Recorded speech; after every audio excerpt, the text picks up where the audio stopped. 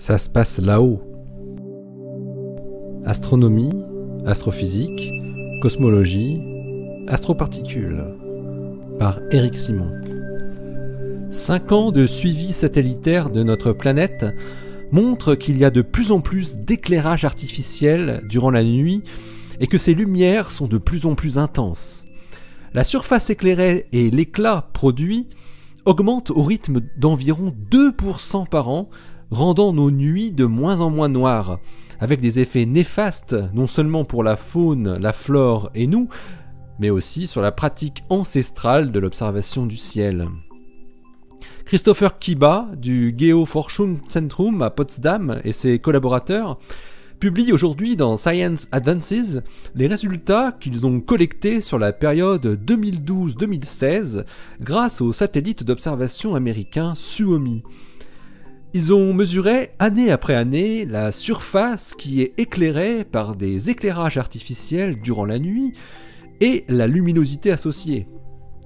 Ils observent une très nette augmentation qui peut être attribuée à la révolution des lampes à LED qui sont censées, grâce à leur efficacité plus grande, de réduire la consommation d'énergie globale.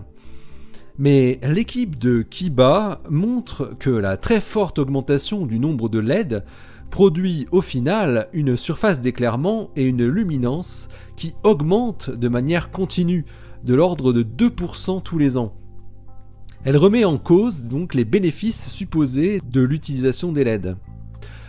Le pire, c'est que les chercheurs montrent que l'accroissement de la pollution lumineuse se voit quasi partout, avec de très fortes augmentations dans les pays qui en étaient auparavant relativement épargnés.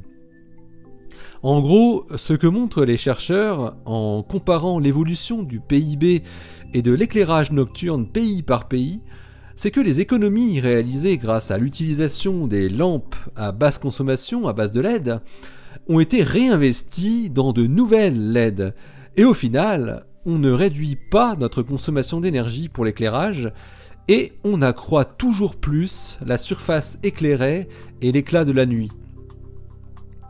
En outre, les mesures de l'instrument VIIRS, Visible Infrared Imaging Radiometer Suite Day-Night Band, embarqué sur Suomi, sont sans doute sous-estimées car le radiomètre est peu sensible aux longueurs d'onde inférieures à 500 nanomètres dans le bleu. Or, les LED blanches émettent beaucoup dans les longueurs d'onde du bleu. Et malheureusement, la lumière bleue est aussi celle qui est la plus efficacement diffusée dans l'atmosphère, d'où la couleur du ciel diurne. Ce qui induit que la luminosité des villes est peut-être encore plus sous-estimée. Le remplacement des anciennes lampes par des LED dans les villes pourrait ainsi apparaître aux yeux de Suomi comme des régions s'assombrissant, alors qu'il n'en serait rien. Les méfaits de l'éclairage artificiel sont connus depuis plusieurs décennies.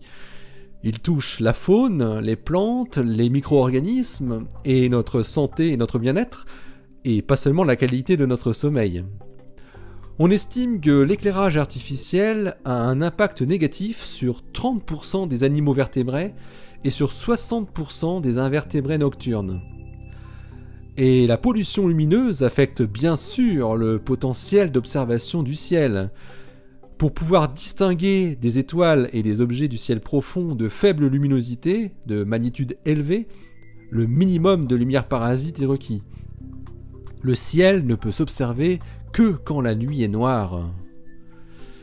Christopher Kiba et ses collaborateurs estiment qu'à moyen terme, les émissions de lumière artificielle dans l'environnement vont continuer à s'accroître, grignotant toujours plus les dernières régions qui connaissent encore un cycle jour-nuit naturel.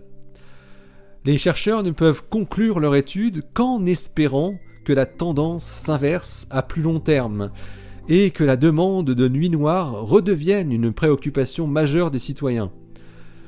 Encore faut-il que ces citoyens sachent tout ce que peut leur apporter une nuit sans lumière artificielle. L'article de Christopher Kiba et ses collaborateurs est paru dans Science Advances le 22 novembre 2017, dans le volume 3. Le titre est le suivant: Artificially lit surface of Earth at night increasing in radiance and extent. Allez, d'ici la prochaine, portez-vous bien, restez bien les yeux vers le ciel, loin de toute pollution lumineuse, et les pieds sur terre. Salut!